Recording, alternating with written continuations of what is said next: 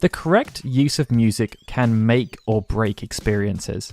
And this is something that's applicable within the majority of entertainment mediums. Whether it's musical theatre, live sporting events, or even fashion shows, this still holds true. But the most obvious example of this is, of course, music in the movies. Something that's become a huge focus in recent years thanks to mass market franchises like The Lord of the Rings and Harry Potter, but also due to the work of Hans Zimmer. It's been this way for some time though, and even in the era before video games really got into their stride, there are so many examples of how music was used to influence the emotions of the viewer. Star Wars is obviously the big one here, but there's also how Stanley Kubrick utilized Richard Strauss's work in 2001: A Space Odyssey, John Williams' simplistic but very effective main title theme from Jaws, and Bill Conti's work with Rocky. They each served to invoke and enhance different emotions within the viewer, from suspense through to terror and just general support and motivation.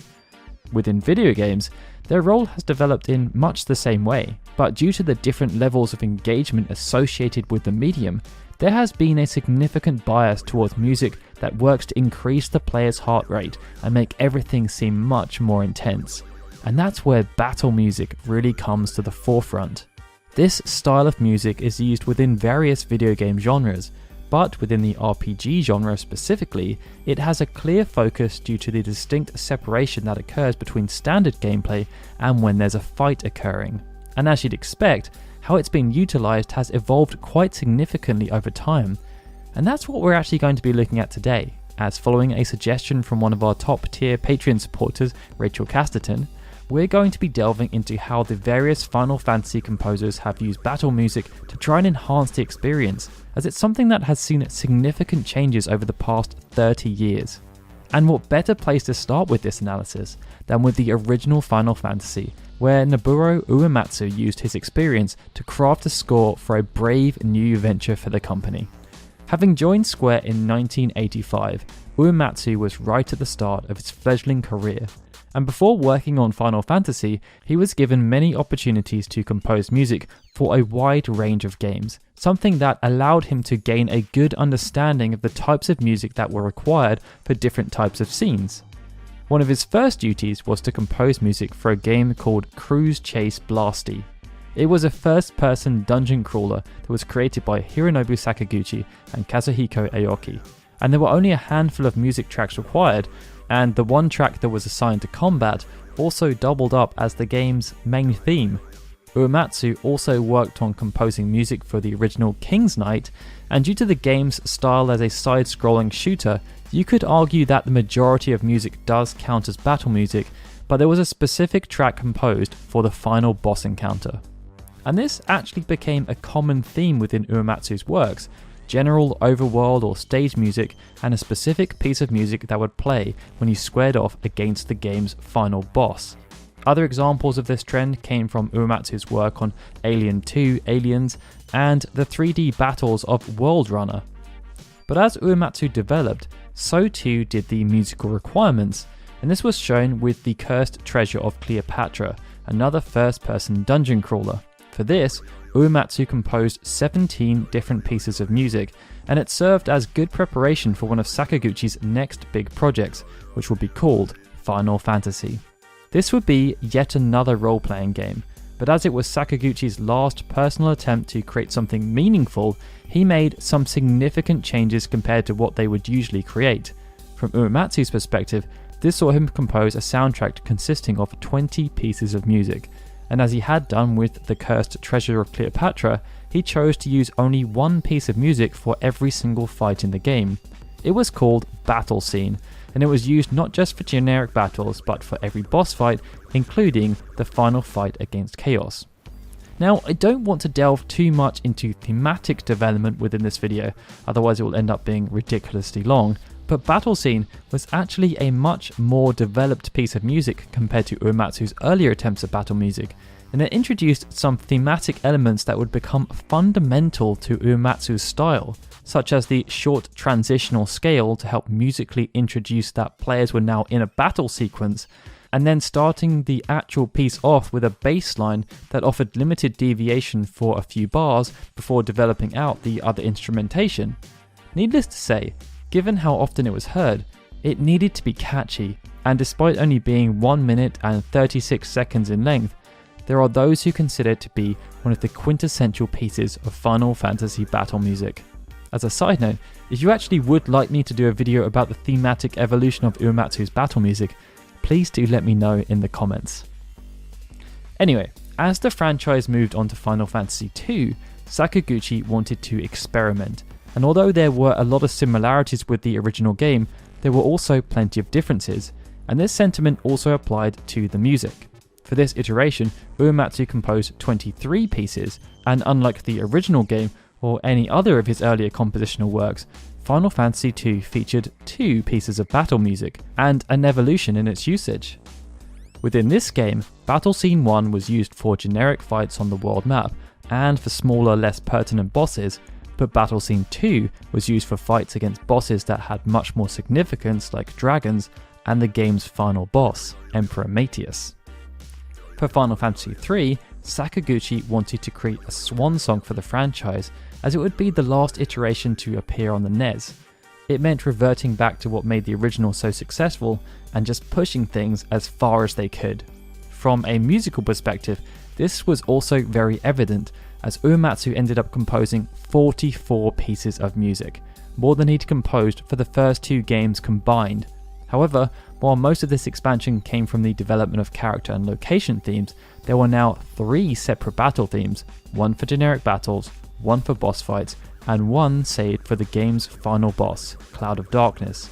It meant we'd seen 2 evolutions, as there was now clear separation between the usage of each track, and a specific piece of music was now associated with the game's final boss, something that was much more common with Uematsu's earlier compositional works.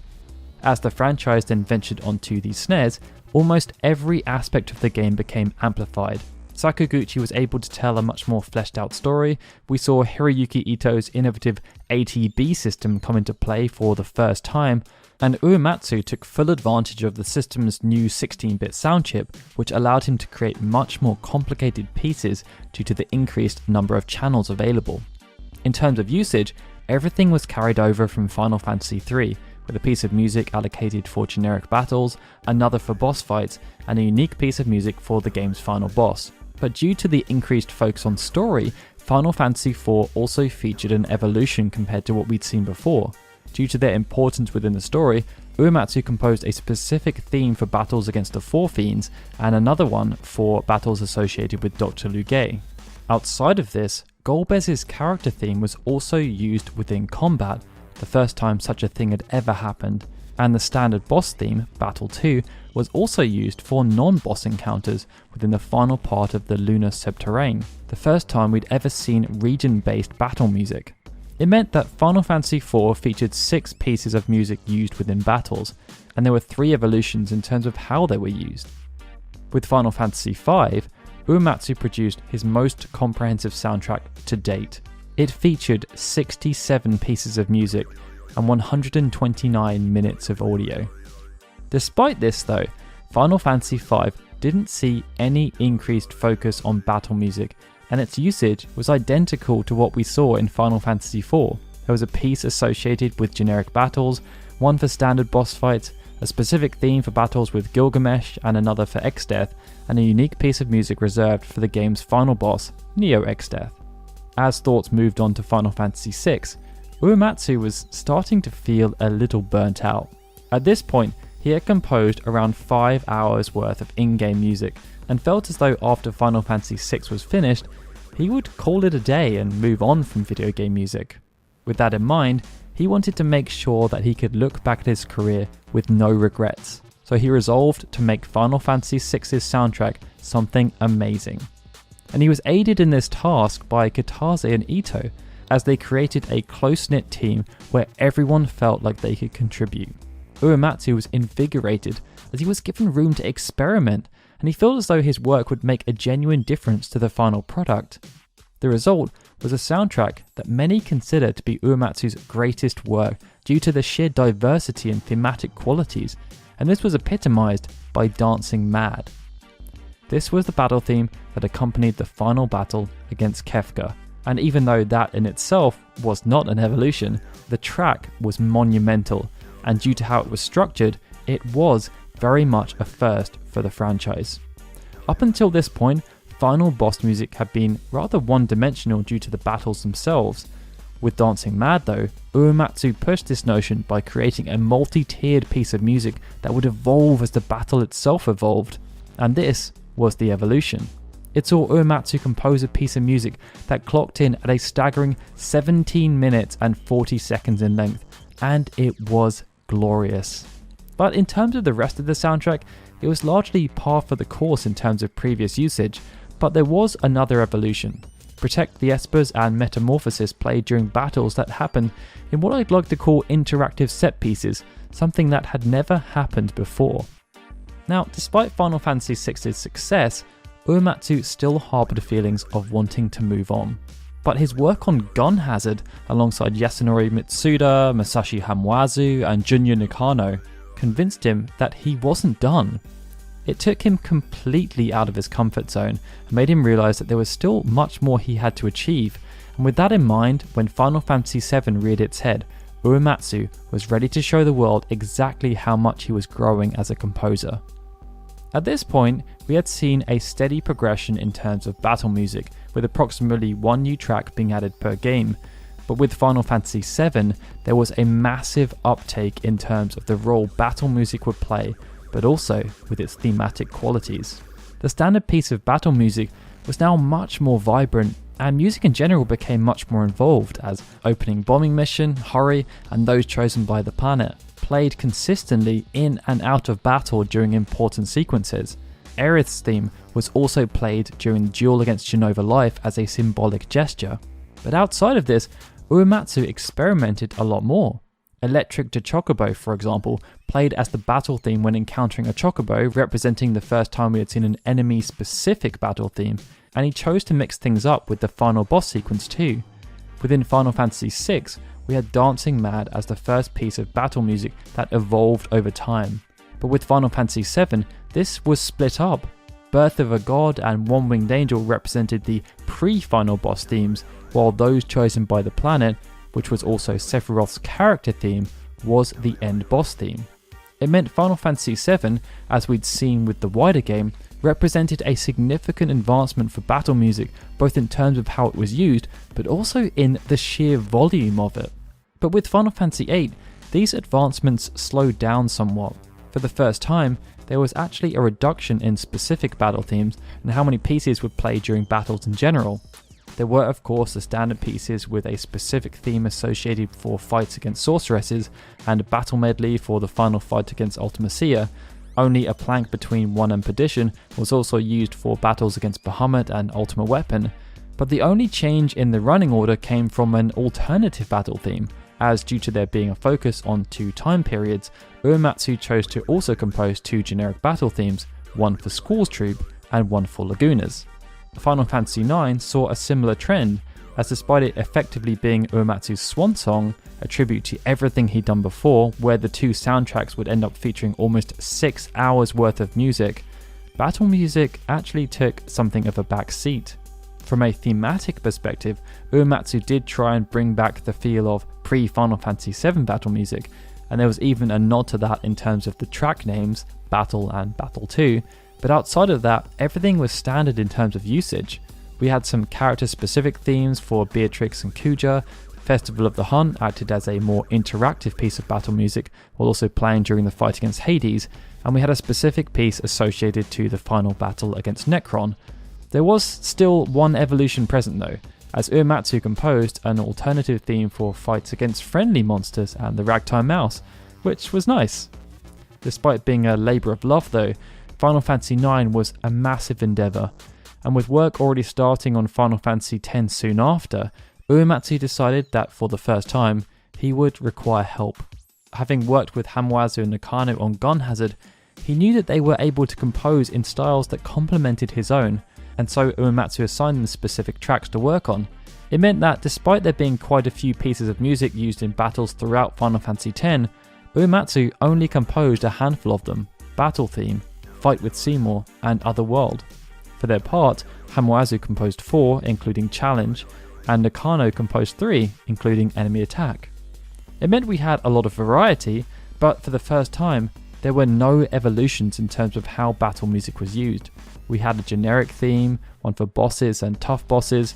There was a specific theme for the final fight against Seymour. Otherworld doubled up as the boss theme for Jekt. We also had a pre-boss theme for the fight against Unus Aeons and an end boss theme, and Assault, Peril, and Leap in the Dark appeared as music that accompanied more interactive set pieces. As the franchise then moved on to Final Fantasy XI, the first MMO in the franchise, Uematsu co-composed the soundtrack with Kumi Tanioka and Naoshi Mizuta. However, this time, Uematsu chose to steer clear of composing any battle music. That role instead was delegated to Mizuta. Within the base game, there were only 6 pieces of battle music, but there were a few different evolutions. Due to the nature of the game, Final Fantasy XI adopted different battle themes depending on whether you were fighting solo or with a party. It also, for the first time, had battle music assigned to a type of location. We had seen region and location specific themes before, but Final Fantasy XI had 2 pieces of battle music assigned exclusively to fights that took place within dungeons, and again, there were 2 pieces for this depending on whether you were fighting solo or within a group inside the dungeon. Outside of that, 3 other pieces were standard, with one for boss encounters and Burning Circle Notorious monster fights, one for the game's final boss, and one track that played during fights within Dynamis. Now at this point, Square was still attempting to keep their frenetic pace with the Final Fantasy franchise, and Final Fantasy XII was actually announced before Final Fantasy X had been released. With the game now being directed by Yasumi Matsuno, Hitoshi Sakimoto was hired to work on the soundtrack soon after the announcement, but Uematsu was still planned to be involved in the process. But as he was struggling with the demands and ended up leaving Square Enix before Final Fantasy XII shipped, his role was significantly diminished, and Sakimoto ended up working on the bulk of the soundtrack, with Hayato Mitsuru and Masaharu Iwata providing supplemental materials.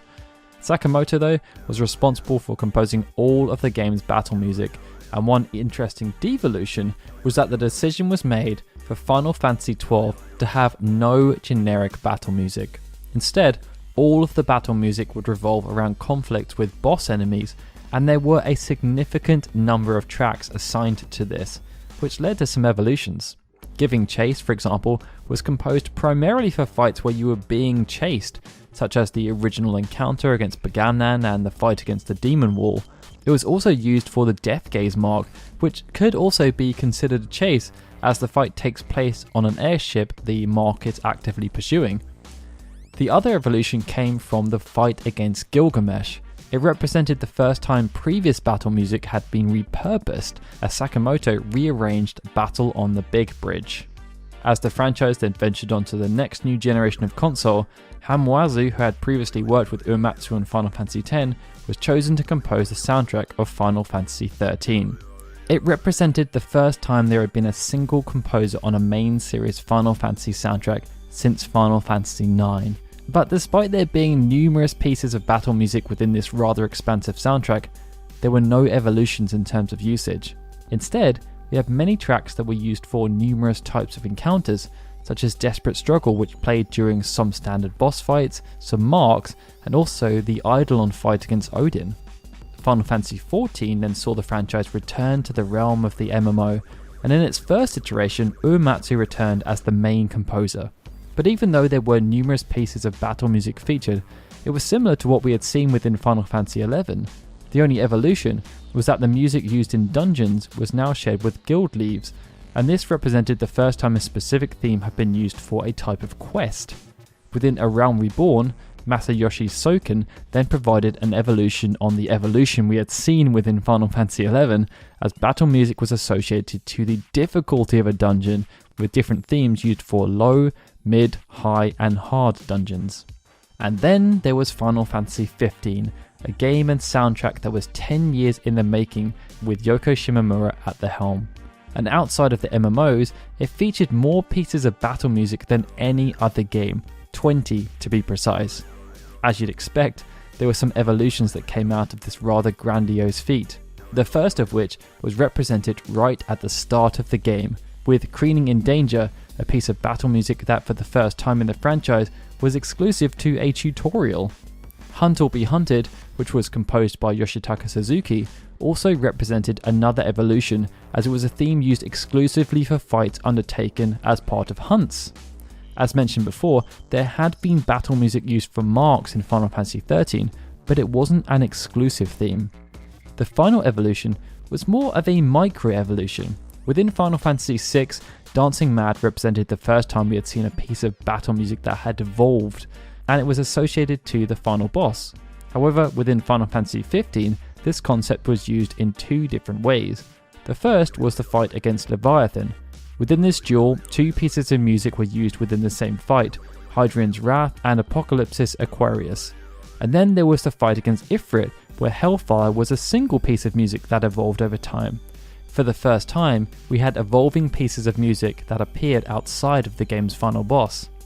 It meant that even though we were on the 15th iteration of the franchise, the composers were still finding new and exciting ways to utilize the concept of battle music to try and drive players forward in whatever conflicts they may find themselves in.